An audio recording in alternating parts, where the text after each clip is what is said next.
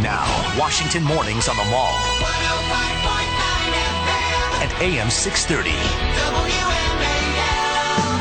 8:37 on WMAL. Brian E. Brian Wilson, joined now by Larry Kudlow, host of the Kudlow Report. You can see him every single night on CNBC, at least Monday through Friday at 7 o'clock. Also, the Larry Kudlow radio show heard here on WMAL Saturdays at 7 p.m. Larry, they had a big election in France and in Greece, and people decided to go left in those countries, it seems, although Greece is kind of all over the place. But the market didn't seem to mind all that much yesterday. What's your overall takeaway from those elections and the impact on the economy and markets? Well, interesting. Market, you're right, the market didn't do much of anything. I don't know about the French story. I mean, it may be that the worst is yet to come.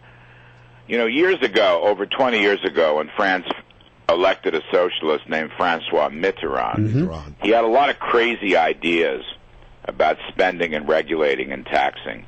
And the French markets imploded for quite a while and punished and disciplined him and kind of got him back into the fold. Now, whether that happens with Francois Hollande, I don't know.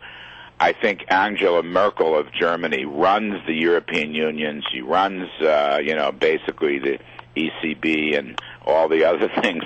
So I don't think this guy Hollande is going to get far with his high tax and high spend. Sort of sounds familiar, doesn't it? It's like Obama. So we'll have to wait and see on that. He's got to form his government. Greece is a bigger mess. You've got this, the two main parties both lost, and there's some bizarre left-wing party that is trying to form a government. I don't know how that's going to sort out. Most of Greece's paper is held by the ECB and various government bodies. I'm not sure what damage they can do, but they could run out of cash, and they may have to drop out of the euro. I mean, these things are all possible, but at the moment, nobody's really fretting about them. So what do you read into the unemployment numbers we saw last Friday? I mean, there was sort of a downturn in the market, but not a huge one, and a lot of people lost 170 points. Yeah, I mean, we've seen worse. Yeah, but I think that was a pretty miserable number myself. So what do you read into that? Well, what I read into it is that the hopes for stronger growth and employment are being dashed. That's number one. We're in a stall. The whole economy, this whole recovery, is a stall. I mean, you're really looking at a 2.2% GDP in the first quarter, back-to-back lousy jobs numbers. If you put in underemployment and people dropping out of the workforce, the unemployment rate is about 15%. I mean, it's a terrible story. And look, politically, it's a damaging story to Obama. Obviously, it's a helpful story to Romney, who's running pretty much neck and neck in the polls, even after a bruising primary season. So I think it's really too bad. I mean, I think that we just can't seem to start the engines of growth. And I still come back to some of the basic building blocks.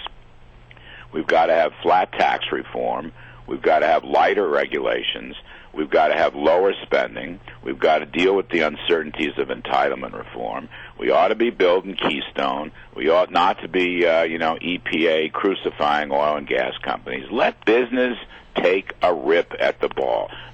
Stop punishing rich people. Open the doors to real, steady, strong entrepreneurship. I come back to that. Those are the top-down policies that seem to be inhibiting this economic recovery, and I don't see it changing. If it were going to be stronger, it would be stronger, okay? And it's not.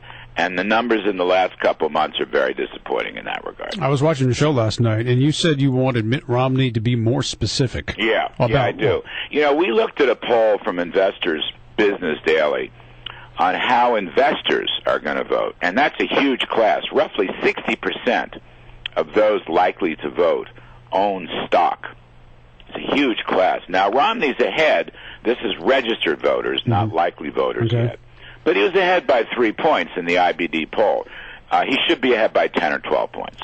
And so I think he has to pay more attention now to keep, telling investors specifically, I'm going to keep your capital gains rate down. I'm going to keep your dividend rate down. I'm going to keep your estate and death tax rate down. I think he needs to focus more.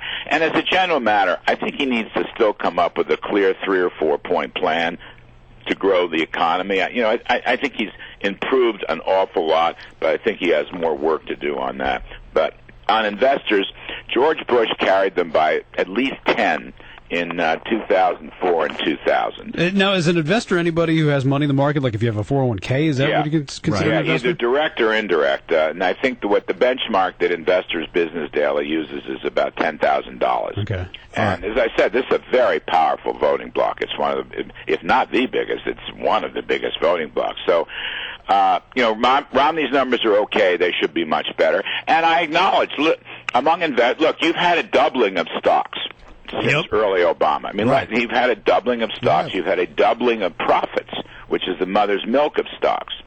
So Obama has